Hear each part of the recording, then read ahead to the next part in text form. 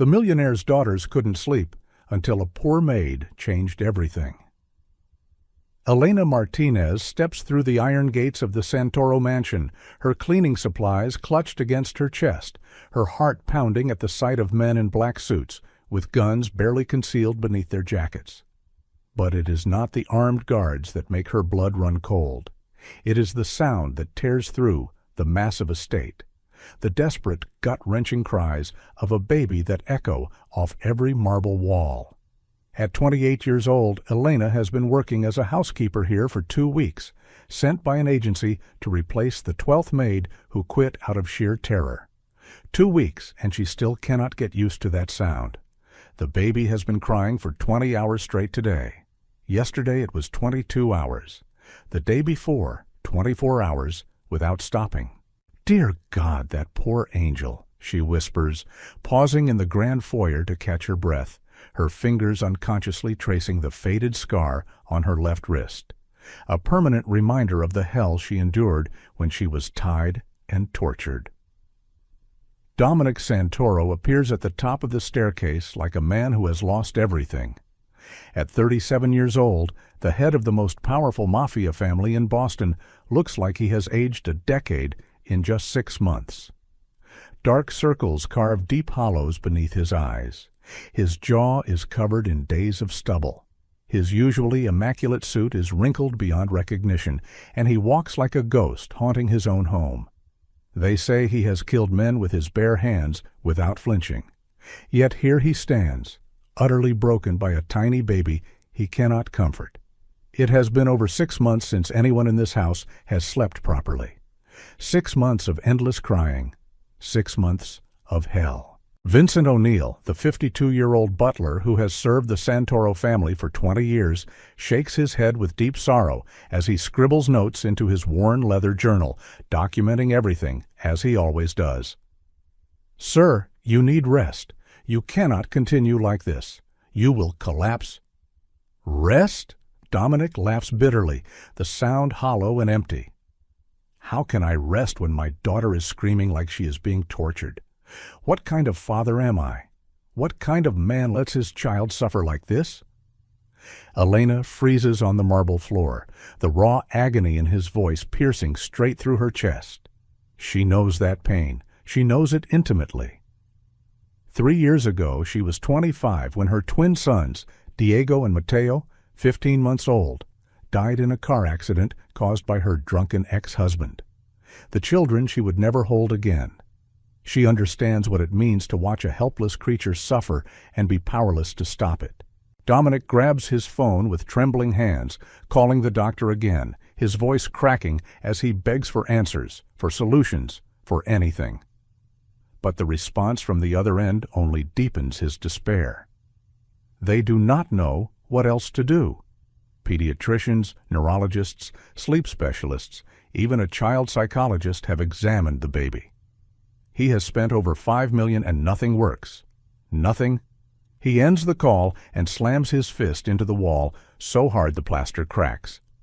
Vincent rushes toward him, urging him not to hurt himself. "It is useless, Vincent," Dominic growls through clenched teeth. "I am a useless father. I cannot even make my own daughter stop crying. I could not protect her mother, and now I cannot protect her." Elena watches everything with her heart shattering into pieces. She has never seen a man so completely destroyed, not even the monsters in her own past. His pain is real, raw, visceral, the kind that cuts down to the bone. And in that moment, something stirs inside her. Something she thought died the night she lost her twin sons. The night her 17-year-old sister Sophia was murdered in front of her through a video call. The nights she was tied and raped during 8 months of hell. The cries of the baby grow louder from the 3rd floor. Aria Santoro, 6 months old, fighting against something no one can understand. Crying for a mother who will never come home, for comfort that no amount of money can buy. "If things do not improve soon," Dominic whispers, his voice breaking into 1,000 pieces, "I do not know how much longer I can survive this. The doctor says she has only 2 to 3 weeks left." But what happens when Elena steps into that nursery later that night, when her hands accidentally reach for the crying baby and silence falls for the first time in 6 months, will change everything. What no one realizes yet is that this housekeeper with a scar on her wrist and a shattered soul holds the only key to unlocking the mystery that has destroyed the most powerful man in Boston. And what she does next will set in motion a chain of events involving jealousy, betrayal, attempted murder, and a love story that will rise from the ashes of tragedy. Because sometimes the people who are most broken are exactly the ones who can heal others. 11:30 that night, Elena was cleaning the third-floor hallway when Aria's cries suddenly became more violent, a sound so desperate that she had to stop. The nursery door burst open. Dominic stepped out, looking like a man standing on the edge of collapse. He carried Aria in his arms, the tiny baby turning purple, her whole body convulsing in spasms, her small hands clenched tight, her face flushed red from crying too long. 2 guards outside the door looked at each other helplessly. Vincent rushed after him, notebook still in hand.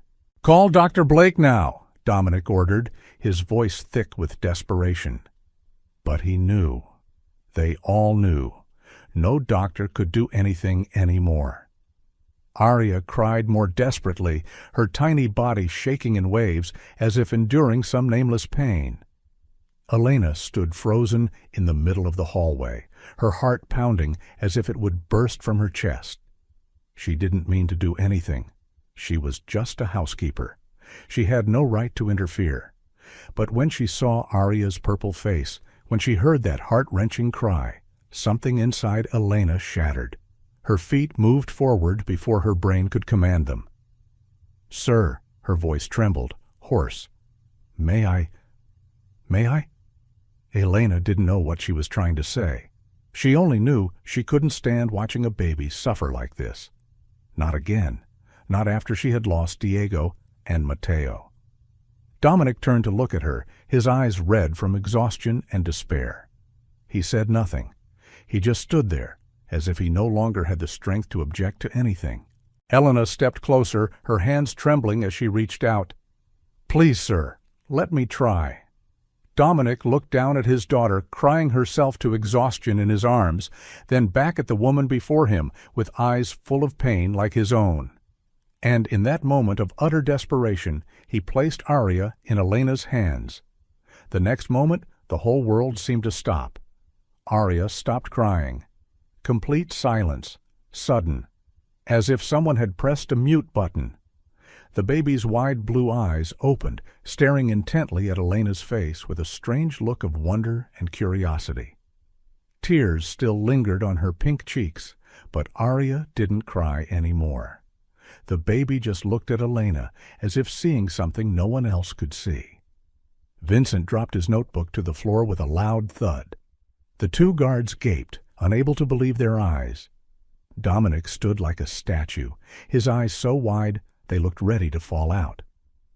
"What? What is happening?" Vincent whispered, not daring to speak louder, afraid of breaking this miraculous moment. Elena held Aria close, the movement gentle, instinctive, as if her body remembered exactly how to hold a baby, even though 3 years had passed. She hummed softly, wordlessly, just a low, soothing, ancient melody. The lullaby her mother used to sing to her when she was little.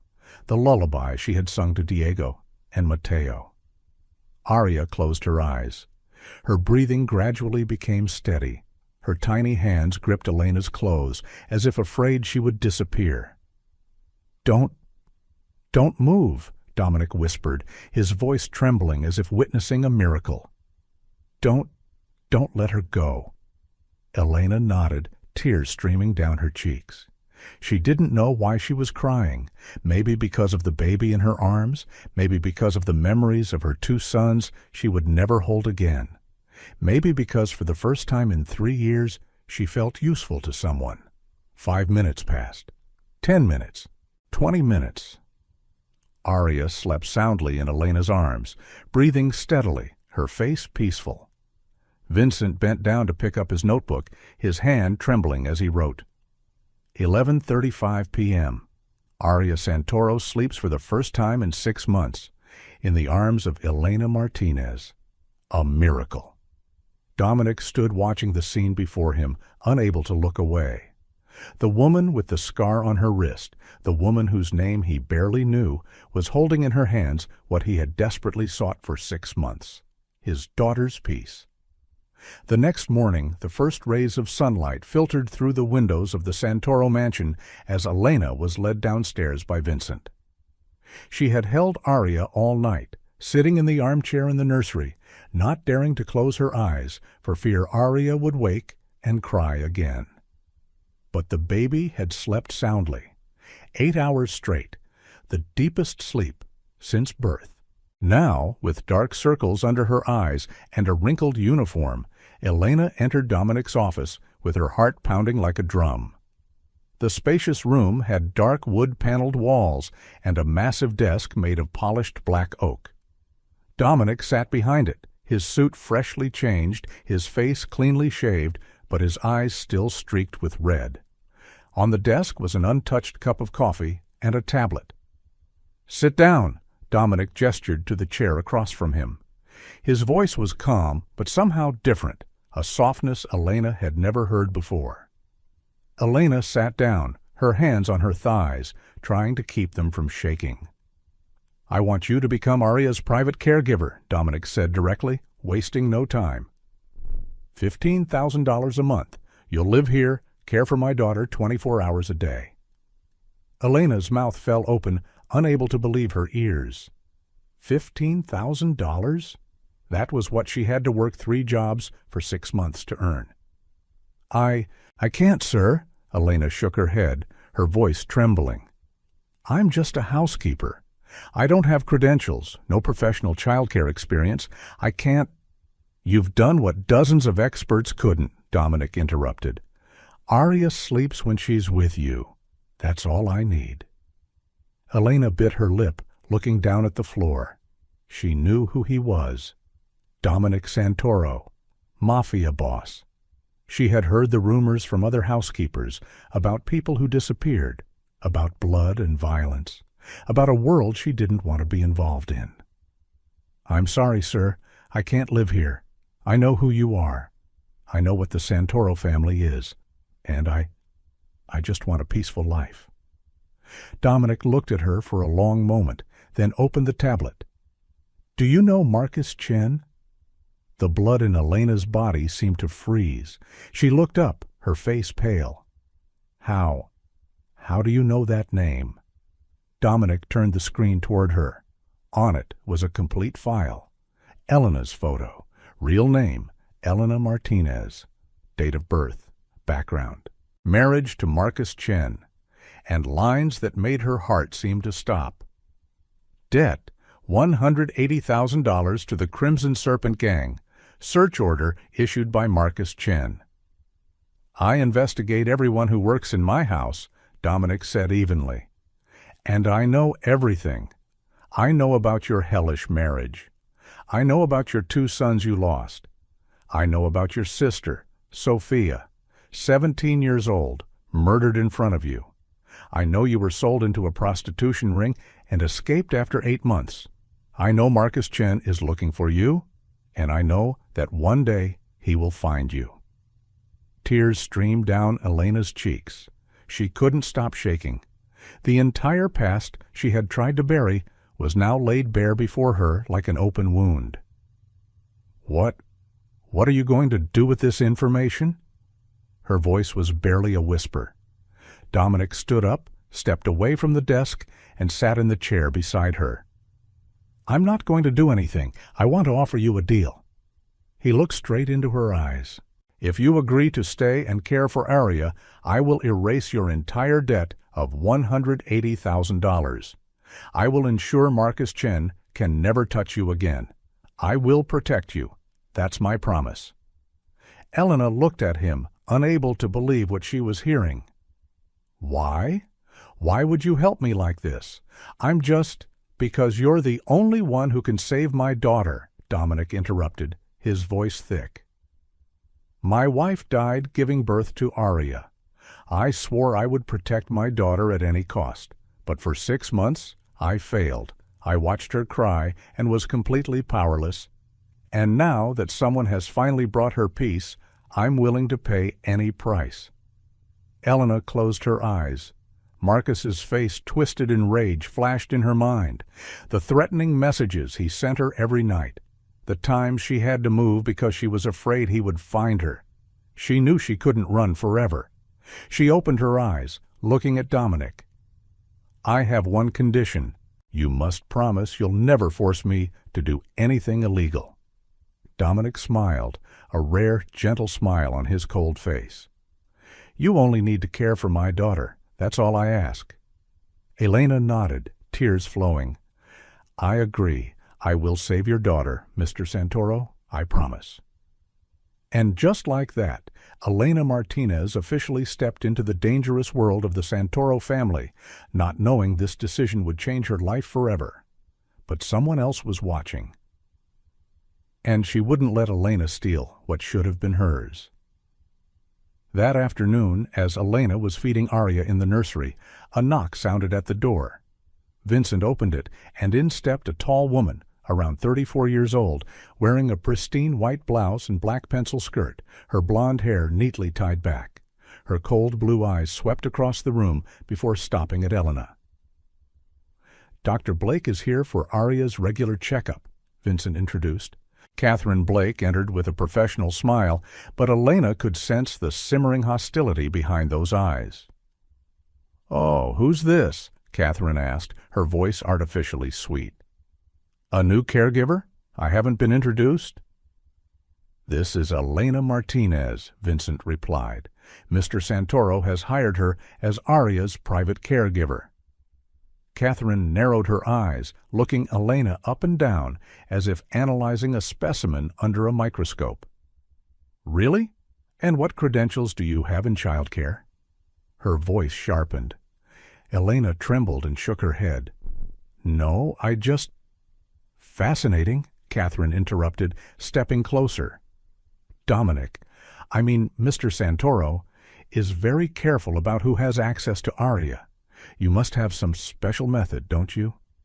I don't know," Elena said honestly. "The baby just sleeps when I hold her." Catherine laughed softly, the sound grating. "Sleeps? After 6 months of not sleeping, suddenly sleeping soundly when a stranger holds her? Don't you find that odd?" She turned to Vincent. "I need to speak privately with Mr. Santoro." 15 minutes later in the office, Catherine closed the door and looked at Dominic with deep concern.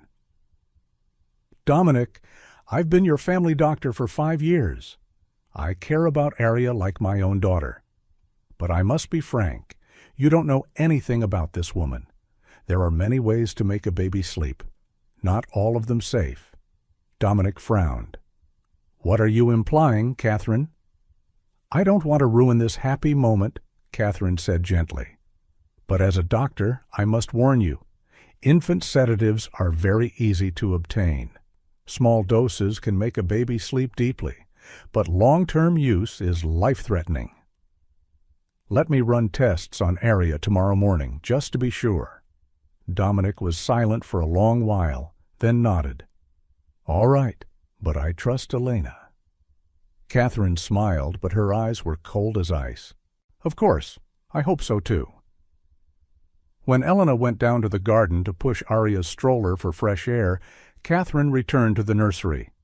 She looked around to make sure no one was watching, then took out a small vial from her medical bag. Liquid sedative, mild dose, enough to make a baby sleep deeply, but not immediately dangerous. She skillfully injected it into the backup IV bag prepared in the cabinet.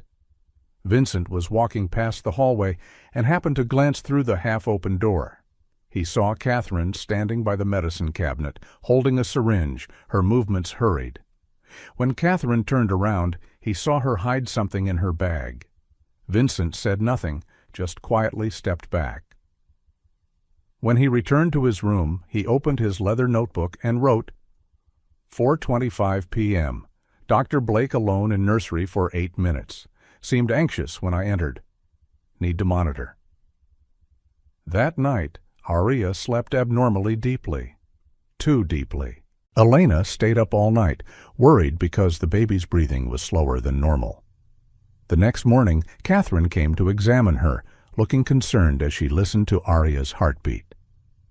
The baby's sleep is unusually deep, almost like being sedated. She looked straight at Elena with eyes full of implication. "I'll need to draw blood for testing." Catherine smiled as she left the mansion. Phase 1 complete. Now, time for Phase 2. 2 weeks passed like a dream Elena didn't dare believe was real. Aria changed completely. The baby now smiled brightly whenever she saw Elena enter the room, her blue eyes sparkling like 2 gems. Her weight increased from 12 pounds to 15 pounds. The new pediatrician, after Catherine was dismissed by Dominic as no longer necessary, confirmed Aria was perfectly healthy. The baby slept 10 to 12 hours each night, ate regularly, and began making adorable cooing sounds. Then one morning, a miracle happened. Elena was holding Aria in the garden, pointing to the white roses and telling the baby about the small garden her mother used to tend in Mexico.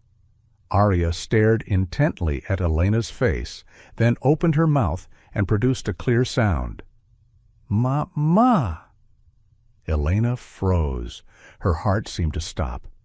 "What did you say, baby?" she whispered, unable to believe it. Aria smiled radiantly, clapping her hands against Elena's cheeks. "Mama?" Tears flowed like springs. Elena held Aria tightly, her whole body trembling. "Oh, God! Oh, my sweet little angel!" She sobbed, all the pain of the past 3 years seeming to melt away in this moment. The nights at the Santoro mansion became different. The first night, at 2 in the morning, Dominic couldn't sleep as usual, a habit from 6 months of Aria's crying. He went down to the nursery to check if anything was wrong, then heard a soft singing voice drifting out. Elena was sitting in the armchair, Aria lying peacefully in her arms, and she was singing, a melancholic, melodious tune in Spanish, lyrics about children sleeping under moonlight, about a mother's love transcending even death. Dominic stood outside the door, leaning against the wall, closing his eyes and listening. For the first time in 6 months, he felt peace. When the song ended, he stepped inside. Elena startled, about to stand up. "I'm sorry, sir. I didn't know you—" "Don't stop," Dominic said gently. "The song is very beautiful." Elena blushed, looking down at the sleeping Aria. "My mother used to sing it to me, and I used to sing it to my sons." Her voice choked. The second night, Aria had a mild fever. Both Elena and Dominic stayed up all night, taking turns placing cold compresses on the baby's forehead, checking her temperature every hour. At 4 in the morning, when the fever broke, Dominic made hot tea for Elena. They sat together on the sofa in the nursery, exhausted but relieved. "I didn't love Isabella," Dominic suddenly said, looking down at his teacup. "It was an arranged marriage, an alliance between 2 families, but I respected her, and she gave me Aria." Elena was silent for a moment, then for the first time told him about Diego and Mateo, about 2 children with big, round, brown eyes, about their giggling laughter, about the night Marcus drove drunk, and everything ended. "I didn't even get to hold them one last time," she whispered, tears falling. "When I woke up in the hospital, they had already been buried." Dominic lightly touched Elena's hand. No parent should have to bury their child. His eyes were also wet. The third night, after Aria fell soundly asleep, they still sat there, not wanting to leave. "I don't know what you did to my daughter," Dominic said, "but you gave me back my life." Elena turned to look at him. "Aria gave me a reason to live again, too." They sat side by side, shoulders touching, in comfortable silence. No words needed, just each other's presence. But on a computer screen in a luxurious apartment in downtown Boston, Catherine Blake stared at images from the security camera she had hacked into. She saw Dominic and Elena sitting close together. saw the way he looked at that woman, and something inside her shattered. Not sadness, but rage. She picked up her phone, dialing a saved number. "Marcus Chen, I have information about your ex-wife, and I think we can help each other." Love was blooming in the Santoro mansion, but in a dark warehouse across town, hatred was plotting revenge. 3 days after that phone call, Catherine drove to an abandoned industrial area on the outskirts of Boston. 10 at night, flickering streetlights cast weak illumination on rusted warehouses. She parked in front of Warehouse 17, where a figure stood smoking in the darkness. Marcus Chen stepped into the light as Catherine approached. He was frighteningly gaunt, his jawbone protruding sharply, his eyes bloodshot as if he hadn't slept for many nights. His nose sniffled, a clear sign of cocaine addiction. His hands trembled as they held the cigarette. "Who are you to dare call me?" Marcus asked, his voice hoarse. Catherine opened her purse and took out an envelope. Inside were photographs. Elena holding Arya in the Santoro mansion garden, Elena smiling brightly beside Dominic at breakfast, Elena wearing a beautiful silk dress that Dominic had bought for her. "Your ex-wife is living in luxury with a mafia boss," Catherine said coldly, "while you hide like a sewer rat." Marcus snatched the photos, eyes widening, face beginning to contort with rage. "That whore! That filthy whore!" he roared, his voice trembling with fury. "She killed my sons. She ran away from me, and now she's whoring herself to some Italian mobster?" Catherine observed Marcus's reaction with cold satisfaction. "Not exactly. She's caring for Dominic Santoro's daughter. And it seems he's falling for her." "I'll kill her," Marcus whispered, crushing the cigarette in his hand. "I'll find her and kill that whore." "Or," Catherine interrupted, "we could help each other. She also stole something from Dominic Santoro. We both want Elena Martinez gone." Marcus narrowed his eyes at Catherine. "What do you want from me?" Catherine took out a USB drive and handed it to Marcus. "This contains the complete plan. I will poison the baby, not kill her, just make her severely overdosed. Then I'll hide evidence in Elena's room. Dominic Santoro will believe Elena deliberately harmed his daughter. He'll throw her out. And then—" She smiled coldly. "You'll be there to welcome your ex-wife." Marcus laughed, a mad, chilling laugh. "And what do I get?" $100,000, Catherine said. "Plus Elena. She'll be yours, with no one left to protect her." Marcus licked his lips, his eyes lighting up with sick eagerness. "Good, very good. This time I'll make her pay. For running away, for humiliating me, for killing our sons." In Marcus's mind, horrifying images flashed. He imagined capturing Elena, chaining her to the wall of this warehouse, beating her, torturing her, raping her repeatedly until she begged for death. Then he would sell her to a trafficking ring in Mexico, where she would never escape again. "This time she'll never run again," Marcus whispered. "Never." Catherine stood up, smoothing her skirt. "Just wait for my signal, when Dominic Santoro travels out of town for business." The two shook hands, one hand cold as ice, one hand trembling with addiction and hatred. The deal was sealed in darkness, bound by jealousy and the thirst for revenge. 3 days later, Dominic flew to New York for urgent business, and Catherine Blake made her move. Early Thursday morning, Dominic prepared to fly to New York. Before leaving the mansion, he stopped by the nursery, where Elena was feeding Arya breakfast. "I trust you with my daughter," he said gently, touching Elena's shoulder. 2 days. I'll be back as soon as possible." Elena nodded, warmth spreading through her chest. "The baby will be fine, sir. I promise to take good care of Arya." At 3 that afternoon, Catherine appeared at the mansion gates with her medical bag. "Routine health check for baby Arya," she told Vincent. He had no reason to doubt. Catherine was still the registered family doctor. In the nursery, Catherine smiled sweetly at Elena. "You look tired, Elena. Why don't you take Arya down to the garden for some fresh air for 30 minutes? The baby needs sunlight. I'll prepare vitamins and supplements for her here."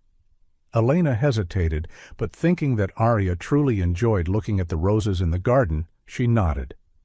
Just 30 minutes. When the sound of the stroller wheels rolled down the hallway, Catherine locked the door. Her hands remained steady as she took out the syringe from her bag. This time, not a light dose. This was 10 times the dose, enough to put a 6-month-old baby into a coma. She injected directly into the prepared formula milk bag in the room's refrigerator, then took the empty medicine vial, wiped it clean of fingerprints, and slipped into Elena's bedroom. The small room was tidy. Catherine opened the nightstand drawer, hid the vial deep inside, under an old handkerchief. Perfect. She took out her phone, called Dominic. "Dominic, Arya has a serious problem. The baby is in critical danger. You must come home immediately." Her voice trembled, sounding genuine. 20 minutes later, Elena pushed the stroller up to the room, opened the door, and screamed. Arya lay in the crib, completely purple, lips pressed tight, convulsing in spasms. Foam spilled from the baby's mouth. "Arya! Oh, God, Arya!" Elena ran over, picked up the baby, her hands trembling as she dialed 911. "Please come now. The baby can't breathe. Please save the baby." Catherine stood in the corner of the room, her face feigning horror. The ambulance arrived in 10 minutes. The paramedic quickly examined Arya, face going pale. Overdose of infant sedative, very high concentration in the blood. 20 minutes later, the baby would have died. Elena collapsed to the floor, unable to breathe. "No, it can't be. I didn't do anything. I just took the baby to the garden." At 6 in the evening, Dominic rushed into the intensive care unit like a whirlwind. Arya lay motionless on the stark white bed, covered in IV lines, ventilator wheezing beside her. Catherine was already there, face pale, hand trembling as she held out a plastic bag. "Dominic, I found this in Elena's room. I think she's been giving Arya sedatives all along." Dominic looked at the vial in the bag. The label, "Midazolam, infant sedative, use only as directed by physician." The blood in his body seemed to boil. He stepped into the hallway, where Elena sat huddled in a chair, face soaked with tears. "What did you do to my daughter?" he roared, the sound echoing throughout the corridor. He grabbed Elena's collar, yanking her to her feet. I didn't do anything," Elena sobbed. "Someone framed me. Sir, please believe me. I love Arya like my own child. I would never—" Smack! Dominic's hand struck Elena's cheek. She spun and fell to the cold floor. "Don't you dare say you love her!" he shouted, eyes bloodshot with rage and pain. "Marco, get this whore out of here now. If I see her face again, I'll kill her myself." Elena crawled forward, grasping Dominic's leg. "Please, sir, please believe me. I didn't do this." Dominic kicked away, looking down at her with disgust. "Get out!" Marco pulled Elena to her feet, dragging her down the corridor. Outside the hospital, rain poured down. Marco threw her outside the gate, tossing her bag onto the wet sidewalk. Elena slumped down in the rain, covering her face and crying until exhausted. No phone, no money, nowhere to go. And in the darkness across the street, Marcus Chen was smiling, watching everything. Elena walked in the rain for 8 hours. Not knowing where to go, with no one left to turn to, she wandered like a ghost through Boston's dark streets. Her clothes soaked and clinging to her body, her feet swollen from walking too long. When the sky began to lighten faintly, she found her way to the slums, to the old boarding room she had rented before working for the Santoro mansion. But when she arrived, Elena's heart seemed to stop. The door to the room had been smashed open, hanging on one hinge, and on the wall inside, in paint red as blood, were scrawled words. "I'm coming for you, my love." Elena stepped back, her whole body trembling. She knew that handwriting. "Marcus, it's been a long time, dear Elena." The voice from behind froze her. Before she could turn around, a hand grabbed her hair, yanking hard and making her scream in pain. Marcus Chen dragged Elena into the room, slamming the door shut. "Did you think you could hide forever? Thought some mobster could protect you?" His breath reeked of alcohol and cocaine. "Marcus, please!" Bam! Marcus's fist struck Elena's face directly. She fell sprawling to the floor. Blood flowed from her nose, the metallic taste spreading in her mouth. "Please, me!" Marcus shouted, kicking Elena's side. The sound of bone cracking rang out. She screamed, clutching her stomach and curling up. "You killed my sons. You ran away from me. You humiliated me, and now you're whoring yourself to some Italian mobster." Marcus pulled Elena up, punching her face repeatedly. Her cheeks swelled, her eyes bruised purple, her lips split open. Then he dragged her to the old, broken bed, throwing her onto it. "No, please don't." Elena sobbed, trying to crawl off the bed, but Marcus grabbed her arm tightly, twisting until the sound of bone breaking rang out. Elena screamed. What happened next was a hell Elena could never erase from her memory. When Marcus finally left her, Elena lay motionless on the bed, her whole body trembling, no tears left to cry. Blood flowed from multiple wounds on her body. 3 broken ribs, right arm broken, face swollen beyond recognition. "This is just the beginning," Marcus whispered, taking out a syringe filled with yellow liquid. "Heroin. I'll make you an addict, then you'll never be able to leave me again." Elena tried to shake her head, but had no strength left. "Please, just kill me. Please." Her voice was barely a hoarse whisper. Marcus laughed, a mad, cold laugh. "Kill you? No, death is too easy. You will suffer every single day." He grabbed Elena's throat, squeezing until she nearly suffocated, then released her, letting her cough and choke. "Next week, I'll sell you to a trafficking ring in Mexico. This time, you'll never escape again."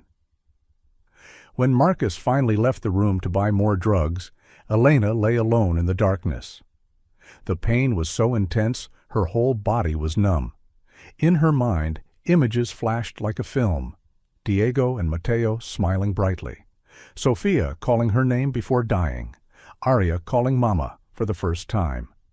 Dominic looking at her with gentle eyes during those nights caring for the baby. "God," Elena whispered, the last tear rolling down her blood-covered cheek.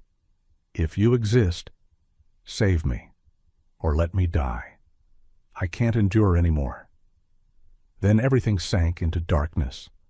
But at the Santoro mansion, Vincent O'Neill was opening his old leather notebook, rereading his notes. And he was about to discover the truth that would change everything. In the ICU, Aria woke after 2 days in a coma, but instead of smiling, the baby cried endlessly, refusing milk, her small hands reaching out as if searching for someone. Mama! Aria's weak call tore Dominic's heart apart. He sat by his daughter's bed for 2 days and nights, not eating, not sleeping. And for the first time, a thought flickered through his mind. What if I was wrong? Vincent O'Neill sat in his private room at the mansion, opening his old leather notebook. He reread each line of notes. Dr. Blake alone with Aria for 8 minutes, seemed anxious. Dr. Blake alone with Aria again, second time before baby was poisoned. Instinct told him something was wrong. He remembered the hidden camera system Dominic had installed in the nursery, a camera even Vincent had almost forgotten. He hurried down to the security control room, rewinding video from the day Catherine came to check Aria. The screen showed a clear image. Catherine secretly opening her medical bag, taking out a syringe, injecting into the formula milk bag. Then she tiptoed out, returned with something in her hand, slipped into Elena's room. 3 minutes later, she emerged, hands empty.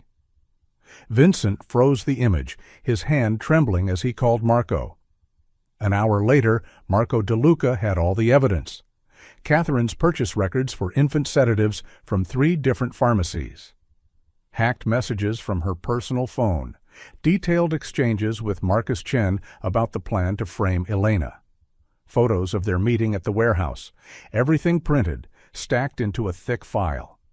Marco and Vincent entered Aria's hospital room, where Dominic sat with his head in his hands. "You need to see this," Vincent said, holding out the file. Dominic opened it, and with each page he turned, the blood drained from his face, leaving him pale as death. Videos, messages, drug purchase evidence, detailed plan to frame Elena. "No," Dominic whispered, gripping the file so tightly the paper crumpled. "No, what have I done?" He shot up, punching the wall so hard his hand cracked. "Where is Elena?" he roared. Marco swallowed. "We don't know, boss. I left her at the hospital gate." "Find her, now!" While Marco mobilized all resources, Dominic personally drove to Catherine's clinic. He kicked the door open, pulled Catherine from her desk, pressed her against the wall with a gun to her head. "Talk. What did you do to Isabella? To Aria? To Elena?" Catherine laughed, a mad laugh. "I did it all for you. I love you, but you never looked at me." Dominic tightened his finger on the trigger, but Marco appeared just in time, snatching the gun away. "She must live to confess, boss. FBI needs her." 2 hours later, Marco tracked street surveillance cameras, discovered Marcus Chen dragging Elena into the old boarding room. Location: Crimson Serpent Warehouse. Dominic assembled 20 men, fully armed. When they raided, gunfire rang out. 5 guards dead. 8 captured. Marcus tried to run. Marco shot him in the leg. Dominic broke down the door to the inner room, and the scene before him nearly made him faint. Elena lay motionless on the cold floor, her body covered in blood, face swollen beyond recognition, arm broken at a grotesque angle, breathing so weak it was about to stop. "Elena? Oh God, Elena!" Dominic knelt down, trembling as he held her. "I'm sorry. I'm so sorry. Please don't die. Elena, please stay with me." Marcus laughed mockingly from the corner. Dominic stood up, step by step approaching him, and struck, punching Marcus's face repeatedly until his jaw shattered. Then he pulled out his gun, shooting both kneecaps. "You'll never walk again, and you'll die in prison." Marco called an ambulance. Dominic held Elena, gripping her hand tightly. "Stay with me, please." Elena opened her eyes weakly, saw Dominic's face. One tear rolled down, then unconscious again. Elena was in a coma for 5 days. Doctors diagnosed 3 broken ribs, a broken right arm, traumatic brain injury, countless wounds across her body. "She's lucky to be alive," the chief physician told Dominic, "but her psyche will need much more time to heal than her body." Dominic never left the hospital room. He sat by Elena's bed for 120 hours, gripping her good hand, whispering endless apologies. "Please wake up. I have so much to tell you." Every day Vincent brought Aria to visit. The baby saw Elena lying motionless, crying for Mama, heartbreakingly. Dominic held his daughter, tears falling onto the baby's hair. "Mama will come back, sweetheart. Father promises." The 6th day, early morning, when the first sunlight pierced through the window, Elena opened her eyes. She saw Dominic slumped asleep by the bed, still gripping her hand, beard unkempt, face haggard. Aria slept in a portable crib beside them. Tears rolled down Elena's cheeks. She tried to move her hand, and Dominic woke immediately. "Elena, you're awake." His voice choked. He stood up abruptly, but instead of approaching, he knelt beside the bed. The second time in Dominic Santoro's life, he knelt before a woman. "I'm sorry. I'm so sorry. I didn't believe you. I threw you out. I let that monster hurt you. It's all my fault." Tears, the first tears since Isabella's death, streamed down the face of Boston's most ruthless man. "I don't deserve your forgiveness, but please give me a chance to make it right." Elena looked at him, her voice hoarse. You saved me." Dominic shook his head violently. "After I destroyed you, I made you endure hell." "I don't blame you," Elena whispered. "You were protecting your daughter. I understand." "How can you forgive so easily?" Dominic asked, his voice full of pain. Elena looked at the sleeping Arya. "Because I know what it's like to lose a child. I would have done the same in your position." Arya woke, saw Elena, face beaming. "Mama!" The baby reached out. Elena tried to sit up despite the pain, and Dominic gently lifted Arya into her arms. "I missed you. I missed you so much." Elena sobbed, holding the baby tight. 2 months passed like a healing dream. Elena returned to the Santoro mansion, this time not as a housekeeper, but as part of the family. Dominic personally cared for every meal, ensured she took her medicine, changed her bandages daily. He read to Elena and Arya every night, his deep voice lulling both to sleep. When Elena was strong enough to practice walking, Dominic supported her every step. One afternoon, Elena almost stumbled. Dominic caught her. They stood very close, looking into each other's eyes. "I could hold you like this forever," Dominic whispered. Elena smiled, her first smile in 3 months. "Then why don't you?" Their first kiss, gentle, tender, full of love and forgiveness. One night, when Arya had a mild fever and both stayed up caring for her, Dominic suddenly said, "Marry me, Elena." She startled. "What?" "I've never been more certain of anything. Marry me, be Arya's mother, be my wife." "I can't give you more children. The doctor said—" "I don't care. Arya is enough. You are enough. You are everything." Dominic knelt, taking out a 3-carat diamond ring, the ring he had bought 2 months ago. "Elena Martinez, you saved my daughter's life. You saved my life. Will you do me the honor of becoming my wife?" Elena cried, nodding. "Yes, I will." But first, justice had to be served. The trial of Catherine Blake lasted 2 weeks and drew the attention of all of Boston. The evidence was overwhelming: footage from hidden cameras, her text messages with Marcus Chen, pharmaceutical purchase records, and the testimony of Vincent O'Neill. When the verdict was read, Elena sat in the courtroom gripping Dominic's hand. "Catherine Blake is hereby found guilty of first-degree murder in the death of Isabella Santoro, of intentional child assault against Arya Santoro, and of defamation. The sentence is life imprisonment without the possibility of parole." Catherine turned back to look at Dominic one last time, her eyes red with tears. "If you had paid attention to me, I would do it all again." Dominic stood up, his voice cold as ice. "I am paying attention to you now. As a murderer." Marcus Chen never made it to his own trial.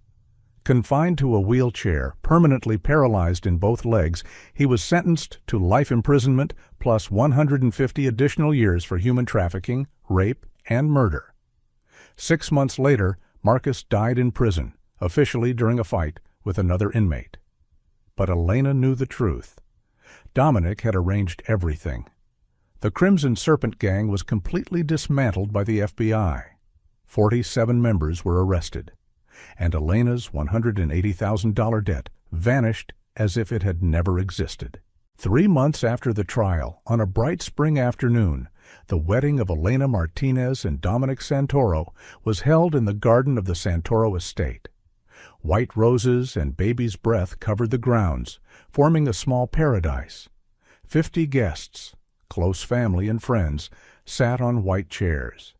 Arya, now 15 months old, served as the flower girl, toddling forward in her blush pink dress and scattering petals in every direction, making everyone laugh. Elena stepped out in a simple white silk wedding gown, her long hair flowing freely beneath a small tiara, holding a bouquet of red roses. Father Thomas Murphy, the elderly priest who had served the Santoro family for 30 years, officiated with a warm smile. When it came time for the vows, Dominic held Elena's hands tightly, his voice trembling with emotion. "Elena, you came into my life when I was drowning in darkness. You saved my daughter. You saved me. You taught me that love is not weakness.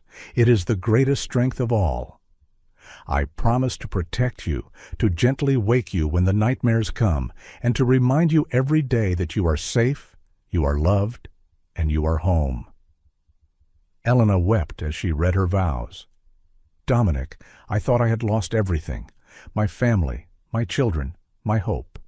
But God led me to you, to Arya. You showed me that broken people can love again, trust again, and become whole again. I promise to love Arya as my own, to stand beside you through every storm, and to build a life that honors both the children we have lost and the family we now have." Dominic lifted her veil, his eyes filled with love. "My Elena, my wife, my everything." They kissed, passionate yet gentle. Arya clapped her hands and shouted, "Mama! Dada!" Laughter filled the garden. 1 year later, spring returned once more. Elena, now 29 years old and 7 months pregnant, sat in the garden watching Dominic play with Arya, now 25 months old. The little girl's laughter rang through the air as her father tossed her gently upward and kissed her cheeks. Dominic sat beside Elena and placed his hand on her belly, feeling the baby kick strongly.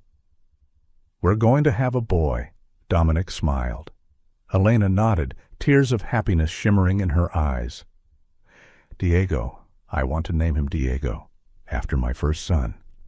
Dominic kissed her forehead. "Diego Santoro, perfect, just like his mother." As the sun set, the three of them, Elena, Dominic, and Arya, sat together in each other's arms. Golden light painted the picture of a small, happy family. Elena whispered, her voice filled with gratitude. "I lost 2 sons, a sister, an entire life, but I found a daughter, a husband, and a second chance. I learned that the past does not define the future. Scars prove that I survived. And there is always hope. Always." Dominic held his family tightly, gazing out over the garden where they had found one another. From the ashes of tragedy, love had bloomed. From unbearable pain, hope had been reborn. And sometimes, broken pieces, when put back together, can create something even more beautiful than the original. If this story touched your heart, please subscribe to the channel and share it. Remember, your past does not define your future. Your scars prove that you survived. And there is always hope for a new beginning. Always.